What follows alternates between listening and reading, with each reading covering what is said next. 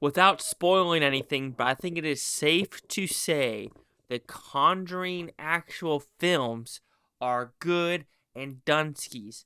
However, the spinoffs, we will never freaking know.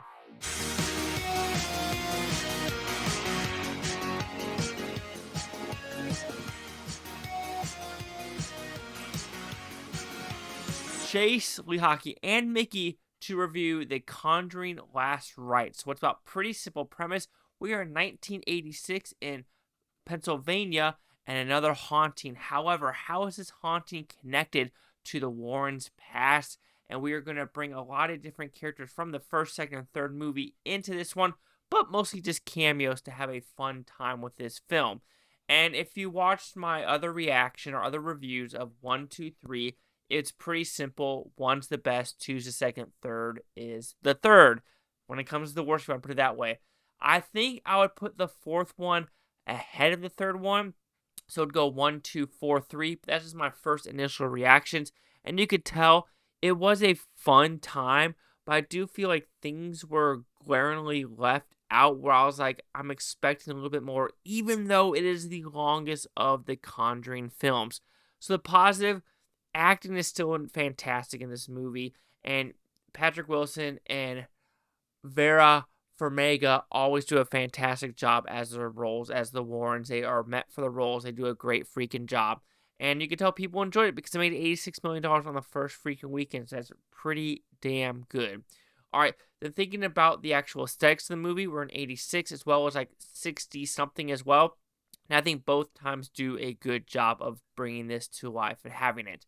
And this feels more like in lines of the first and second one when dealing with this story, where it's like Warren's family in Philadelphia, Warren's family, and also maybe a priest, and also maybe Warren the daughter, as well as the fiance. So we do have more character involvement with this one than the third one. And this one is more a demonic presence instead of a witchcraft one. I think that's where the third one kind of falters, in my opinion, going that witchcrafty route. I know it is something different they wanted to do, but overall, it didn't really pack the punch I want to. But that's the third one. We're talking about the fourth one here. The actual story. And I don't know if that's where it kind of becomes one of the weaker ones, actually, because at least with the first, second, third one, you have like you have actual footage or recordings or video cameras of actual events, things happening. Here, you don't get that. There is no recordings. There is nothing like that. So you're just like, is this really one of the cases that truly made him stop? And was their daughter really involved with the fiance? I'm going to say no, just because of what they do to bring Annabelle back and what they do to bring other demonic presences back to the fourth film. And I think that's for the story, yes, even though I like where it's going with having a more family element, but when it comes to demonic haunting presence, yeah, you understand what is happening, but you don't get that, like, sense of dread, like, true dread, because at least with, like, the second one, or the first one, they were doing research of, like, oh, okay, we know what happened here. This person hung themselves, did something to do with their kids, or we gotta figure out who this ghost is to make them scared. Here, you just kind of get a throwaway thing where it's like, these presences, these three people are shielding this demon, but we never really get to know what the demon is, unless I completely missed it. But I'm watching it, and when the mirror spins and does crazy shit like that, I'm thinking, okay, what's going to occur? But how they defeat the demon is more of like not defeating a demon, if you know what I mean when you watch the film.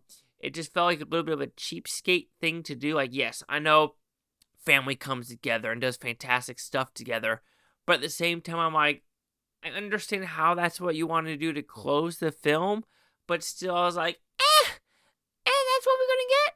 That's really what we're going to get? And some of the injuries, right?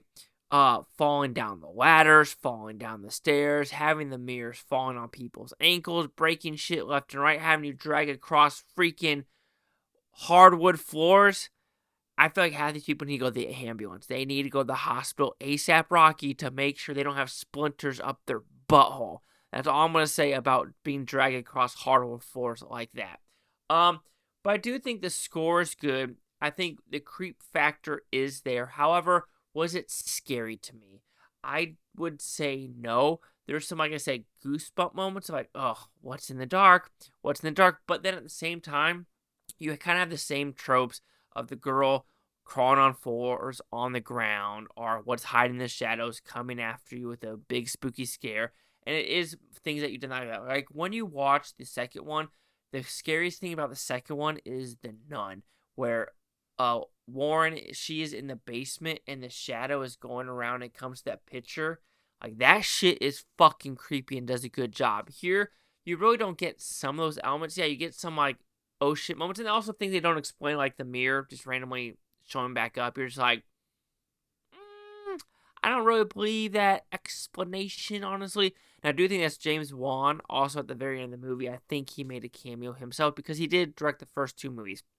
So overall, Conjuring: The Last Rites, is it a good send-off for the Warrens? I do think so. It does what it needs to do to kind of close the chapter in their life because they're both passed away. Story, I think it's good. I think, though, it's hard for me to actually say this is the one that made them shut down. It felt like they kind of forcefully put that in the story. I wish they explained more about the priest character or brought him more into it about what actually occurred. Like I said, the other ones felt more like true stories, and I think the more we go into like the first, the second, the third, the fourth, the true story aspect kind of just feels a little bit diminished. It doesn't feel as real as it needs to be. But Conjuring: The Last Rites, like I said before, it does its job. The audience want to see it with buku dollars. There were some good, interesting scares, fun time.